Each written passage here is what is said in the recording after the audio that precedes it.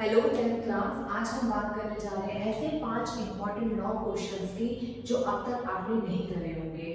So basically आपने YouTube पे अब तक जितने भी इंपॉर्टेंट क्वेश्चंस करे हैं और जितने भी यूट्यूबर्स ने आपके लिए डाले हैं, सो प्लीज उन सबकी प्रिपरेशन करना जरूरी है। जब आप देखते हो कि रिविजन टाइम पे या सेल्फ स्टडी का टाइम वेस्ट है, हम क्यों यूट्यूब की वीडियोस में जाए। बिल्कुल सही बात है, सेल्फ स्टडी का टाइम है, but at the end recap करने के लिए लॉन्ग वीडियोस की तरफ आप नहीं मूव ऑन कर सकते, मत कीजिए, बट शॉर्ट वीडियोस जरूर देखिए जो आपके काम आ सकती है। हो सकता है वही इंपॉर्टेंट क्वेश्चन आपके एग्जाम में आए। So let's take it few questions over here. The life of models in this world is troubled and brief and combined with pain with the statement of the Buddha. तो यहाँ पे बुद्धा जी की statement क्या थी कि जो लाइफ है of models, models क्या होते हैं, यानी कि they are born to die. एक ना एक दिन तो इस दुनिया में आए हैं और जाना भी है, मरना भी है। तो मॉडल्स होते हैं कि आप आए हो तो you are born to die one day. So with this statement of the Buddha, find this out of the moral value of Kisa Gotami learned after the death of the child. कीसा गुतामी के बच्चा जो है, जो उनका बेटा है, सन जो है, वो एक दिन मर जाता है और किस तरीके से उसके बाद कीसा गुतामी को समझ में आता है एक्चुअल मीनिंग ऑफ लाइफ। सो देखिए कुछ वैल्यू पॉइंट। जब भी हमारे पास कोई लॉन्ग क्वेश्चन बेटा अटेम्प्ट करते हैं ना, तो उसमें एक सिंपल सा क्राइटेरिया होता है यहाँ पर कि आपको कोई भी लॉन्ग क्वेश्चन जैसे 120 वर्ड्स का होता है, वो जस्ट एक 150 वर्ड्स का अगर आपको कोई भी लॉन्ग क्वेश्चन है, आप 0 को एलिमिनेट कर देंगे, दैट मींस यहाँ पे क्या आ रहा है 12 लाइंस। सो मैं यहाँ पे आपको बिल्कुल सजेस्ट करूंगी 12 to 15 लाइंस का जो है आप एक पूरा अपना पैराग्राफ लिखेंगे, बट पैराग्राफ को ट्राई योर लेवल बेस्ट इसको 3 पैसेजेस में डिवाइड कीजिए। लाइक फॉर एग्जाम्पल आप यहाँ पे एक पैराग्राफ लिख रहे हो, ठीक है, आपका इंट्रोडक्शन पैरा जो होता है वो 3 to 4 लाइंस का होना चाहिए, 3 to 4 लाइंस का। आफ्टर दैट जो आपका मेन कंटेंट होता है बच्चे, वो आपका 8 लाइंस का होना चाहिए, या आप अभी इसको थोड़ा सा कम भी कर सकते हो, लेस देन 6 का कर सकते हो। आफ्टर दैट एक कंक्लूजन पैराग्राफ होना चाहिए जो आपका वो भी 2-3 लाइंस का होना चाहिए। इसी तरीके से आप अपने अकॉर्डिंग जो है उसका डिवीजन कर सकते हैं। सिमिलरली यहाँ पे जो आपको 120 वर्ड्स का जब एक पूरा अटेम्प्ट हो जाता है आंसर, उसके बाद आप क्या करेंगे, उसको एड ऑन करेंगे। देखिए इंग्लिश में सबसे इम्पोर्टेंट बात क्या होती है, प्रेजेंटेशन। प्रेजेंटेशन अपने कंटेंट को एड ऑन करने के लिए, English is a very decorative subject, right. तो उसको डेकोरेट करने के लिए, एड ऑन करने के लिए मैं हमेशा आप लोगों को सजेस्ट करती आ रही हूँ कि आपको वोकैबुलरी वर्ड से बेटर चीज नहीं मिल सकती। एंड वो वोकैबुलरी वर्ड्स ऑलरेडी आपके एनसीईआरटी में भरपूर है, बहुत ज़्यादा अच्छे अमाउंट में आपको एनसीईआरटी लैंग्वेज में प्लीज़ गो थ्रू कीजिए एनसीईआरटी को ही, और अपने इंपॉर्टेंट क्वेश्चंस के साथ उसको ऐड ऑन कीजिए। और यहाँ पर आपको जो वोकैबुलरी वर्ड्स है सिर्फ लास्ट में उसको आपने हाईलाइट जरूर करना है, क्योंकि देखो आप अगर कोई किसी चीज़ पे मेहनत कर रहे हो, वो बहुत इफेक्टिव है और वो कोई देखे ही ना, तो उस चीज़ का कोई फायदा नहीं है। आप उसको हाईलाइट करेंगे तभी आपका जो रीडर है, जो भी चेक करता है आपका आंसर्स, तो उनके लिए आई कैचिंग होना चाहिए, राइट। अगर वो आई कैचिंग होगा तो वो आपकी जो वोकैबुलरी वर्ड्स है उनका ध्यान जाएगा, क्योंकि देखो इतने सारे बल्क ऑफ शीट्स होते हैं, इतनी सारी उनको चेक करनी होती है, उसमें जो है आपके जो वर्ड्स है हाईलाइटेड, तो उनका ध्यान जाएगा, तो उनके लिए आई कैचिंग होगा। आई होप आप इस चीज़ को जरूर समझेंगे और फॉलो भी करेंगे। तो इस तरीके से आपका जो 120 वर्ड्स का इस तरीके से आपका वर्ड लिमिट खत्म होता है। अब बात आती है कि मैम इतना लॉन्ग हमसे बनाया नहीं जाता आंसर, कि हम उसमें इतना मेटा माइंड में है कि क्या डालें। तो देखिए यहाँ पे एक छोटी सी ट्रिक है आपको देती हूँ कि जो भी आपका क्वेश्चन है आपको गिवन होता है, तो आप थोड़ा सा कुछ लाइन जो है उसकी जो है जो मेन कंटेंट लाइन है वो आप इंट्रोडक्शन पे डाल सकते हैं, और उससे थोड़ा सा एक आपका फ्लो बनता चला जाता है राइट डाउन करने का, उससे रिलेटेड, उस टॉपिक से रिलेटेड जरूर उसके बारे में आप 6 लाइन आप लिखिए। ऐसा नहीं है कि आप बोर्ड का एग्जाम देने जा रहे हो तो बिल्कुल ही माइंड में आपका ब्लैंक है और कुछ भी आपके माइंड में नहीं है। सो आपके जो वैल्यू पॉइंट्स मैंने मेंशन करे हैं, इससे रिलेटेड कुछ वैल्यू पॉइंट्स ऐसे होते हैं जब आपको ऑल ओवर चैप्टर के बारे में पता होता है, तो ऐसे केसेस में आप क्या करते हैं, वैल्यू पॉइंट्स डाला भूल जाते हैं, बिना सिर पैर की बातें बस लिखते जा रहे हैं। ऐसा बिल्कुल नहीं करना। कुछ वैल्यू पॉइंट्स टीचर को एज ए रीडर को जरूर दीजिए इम्प्रेस करने के लिए। और यहाँ पर आप जब कंक्लूजन में डालते हैं तो कंक्लूजन में ऐसा जरूर डालें कि उस पर्टिकुलर जो आपने लिखा है पैराग्राफ, अगर आपको उसके बारे में पता है तो दैट्स वेरी वेरी नाइस कि आपको कुछ मॉरल पता है, कुछ कंक्लूजन पता है, नहीं जो आपने कॉन्ट्राडिक्ट कुछ भी यहाँ पर लिखा है या ओपिनियन बेस्ड कोई वैल्यू बेस्ड क्वेश्चन आ गया या कोई वैल्यू पॉइंट्स डाले तो उसके बारे में। अगर आपके पास माइंड में कंटेंट ही नहीं है तो ब्लैंक होने की जरूरत नहीं है। उसकी सीधी सी टिप्स यही है कि आपको उस कंटेंट के बारे में जितनी भी नॉलेज है आप उसको लिख दीजिए, लेकिन अपना आंसर जो है खाली छोड़ के मत रखिए। ये सबसे पहली टिप्स है आपके लिए। फिर यहाँ पर हम आते हैं इनके वैल्यू पॉइंट्स पे।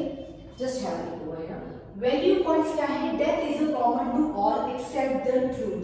Things are not everlasting. Exactly, कुछ भी यहाँ पे हमेशा के लिए नहीं है। डिटैचमेंट फ्रॉम लाइफ और sightedness. Weeping and grieving cannot bring peace of mind, and he who has overcome all sorrows will be blessed. देखिए यहाँ पर क्या कहना चाहते हैं किस्सा गोतामी, वो यहाँ पे किस्सा गोतामी नहीं कहना चाहते। बेसिकली वो एक करेक्टर है जो गौतम बुद्ध जी के पास जाते हैं, जिनको सक्या मुनि भी बोला जाता है। तो किस्सा गोतामी एक ऐसा करेक्टर है जिनका बेटा जो है मर जाता है और आफ्टर दैट उनको रियल लाइफ की जो बातें हैं वो गौतम बुद्ध जी की तरफ से पता चलती है कि एक्चुअल लाइफ का मीनिंग क्या है। We are all are mortals, एक ना एक दिन हमें जाना जरूर है। तो अगर हम अपने सॉरोज में इतना डीप तरीके से अगर उसमें डेप्थ में उसकी चले जाएंगे, इतना डीप सॉरोज का ग्रीफ मनाने लग जाएंगे तो ये हमारा दुख जो है बढ़ता ही चला जाएगा और उसकी वजह से हमारी तबीयत खराब हो जाती है और हम लोग जो है बहुत ज़्यादा बीमार पड़ जाते हैं। तो उस चीज़ का कोई बेनिफिट नहीं है। तो यहाँ पर गौतम बुद्ध जो है लाइफ का जो एक वैल्यू पॉइंट है वो ये समझाना चाहते हैं, if you really desire for your peace, so you have to take out all the arrows of the lamentation, complaints and grief. तो ये सारी चीजें हैं जो है आपको एरो निकालना ही होगा बाहर अगर आपको पीस ऑफ माइंड चाहिए। तो ये एक बहुत बड़ा वैल्यू पॉइंट है। और देखिए अगर आपने एनसीईआरटी में पढ़ा हो तो पेज नंबर 135 पे सेकंड लास्ट पैरा में अगर आप पढ़ेंगे तो उसमें क्लियरली गिवन है एक एग्जांपल कि ऑक्स और स्लॉटर का। जिस तरीके से एक बैल को कसाई घर में लेकर जाया जाता है उसी तरीके से हमें एक ना एक दिन मौत की घाट तो उतरना ही है, मौत तो आनी ही है। So let's have a look on other questions also. Ostentation का मतलब देखिए कई क्वेश्चन ऐसे होते हैं। Ostentation and vanity often land people in trouble. Matilda is an appropriate example of this and justified.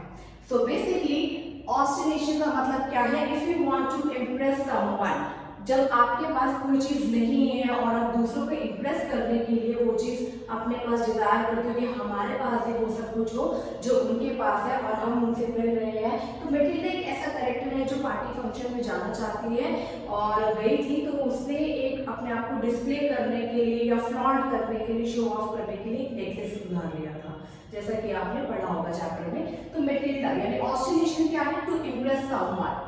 And vanity often land people. Vanity क्या है? To proud, यानी कि बहुत ही प्राउडली तरीके से उसका चलना कि मैं भी रिच हूँ, like that. So she is show off कर रही है वो, शी इज फ्लॉन्टिंग हरसेल्फ। सो यहाँ पे मैटिल्डा क्या है? एक देखिए एपीटी क्या होता है? एप्रोप्रिएट का एक शॉर्ट एब्रिविएशन है यहाँ पर। एग्जाम्पल ऑफ दिस, ठीक है, मैटिल्डा एक बहुत ही ज्यादा एग्जाम्पल है इस चीज के लिए, किस तरीके से उसने अपनी लाइफ खराब कर दी शो ऑफ के पीछे। तो बिल्कुल आपको इस तरीके से घबराना नहीं है। बिल्कुल जैसे मैंने आपको एक वे आउट बताया है शॉर्ट में कि आपको 3 पैसेजेस में डिवाइड करना है और उसका जो है इंट्रोडक्शन आप क्वेश्चन में से निकाल के उसका मेन कंटेंट और कंक्लूजन बहुत इजीली फ्रेम आउट कर सकते हैं। Midwell the author meets a little boy from the poem ball, try to build an interesting conversation with them. Sometimes ऐसा भी होता है कि इस टाइप के क्वेश्चन आज बहुत ही वैल्यू बेस्ड तरीके से आया हुआ है क्वेश्चन कि एक अलग चैप्टर, मिजबल द ऑर्डर एक अलग चैप्टर है, बॉल पोएम से इसका रिलेशन कुछ भी नहीं है, बट देखो कंबाइंड यहाँ पे उनकी कॉन्वर्सेशन के बारे में आ रहा है कि आप उनकी कॉन्वर्सेशन डायलॉग राइटिंग लिखिए।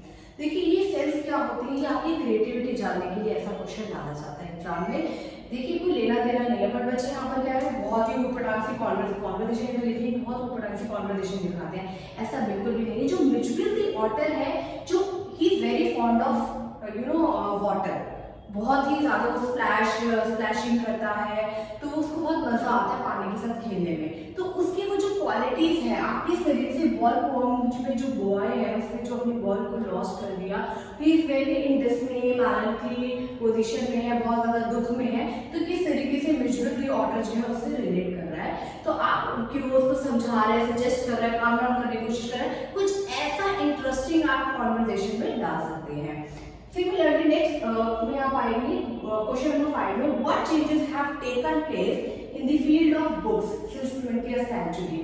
अब ये आपका क्वेश्चन आपका आ गया लास्ट चैप्टर में से, what changes have taken place in the field of books। अब देखो फील्ड ऑफ बुक्स क्या है, 20th सेंचुरी में आपने पढ़ा होगा उस चैप्टर में, जो एरा ऑफ द बुक्स का मतलब क्या है कि आज इटर्स टू जूलस, यानी कि एरा ऑफ द बुक की 20th सेंचुरी में बुक्स का टाइम ऐसा था कि अब उसके अकॉर्डिंग जो है बहुत ज़्यादा चेंजेस थे। और the book that save the earth में से क्वेश्चन है कि जो मार्शियंस थे वो अर्थलिंग्स लोगों को बहुत ही ज़्यादा बेवकूफ़ समझते थे और अर्थ पे आए थे, तो किस तरीके से नर्सरी राइम बुक ने उनको पागल बनाया, राइट। तो यहाँ पर हम देखेंगे बुक्स क्या बताती हैं। अगर हम पुराने टाइम में जाकर देखें कि बहुत ज़्यादा ई बुक्स तो थी नहीं, लेकिन सिर्फ बुक्स की बात करें तो they taught how to wait to wait. उनका जो है हमारी लाइफ में बहुत ज़्यादा Y2P लिखा है कि बहुत ज़्यादा मायने रखती है किताबें हमारी ज़िंदगी में, क्योंकि उनसे ही हमें पता चलता है कि क्या और कब कैसे होगा। तो सिमिलरली यहाँ पर भी आपका लॉन्ग क्वेश्चन कुछ इस टाइप के क्वेश्चन आज मैंने जो आज आपके साथ डिस्कस करे हैं, एक बार उनको जाके एक बार गो थ्रू जरूर कीजिएगा। अगर अभी तक ये टॉपिक्स नहीं उठाए हैं तो एक बार जरूर देखिएगा। और कोई भी अगर आपको कोई डाउट होता है या कोई प्रॉब्लम होती है, जस्ट DM मी और contact me as soon as possible. And all the best for your exams. Thank you.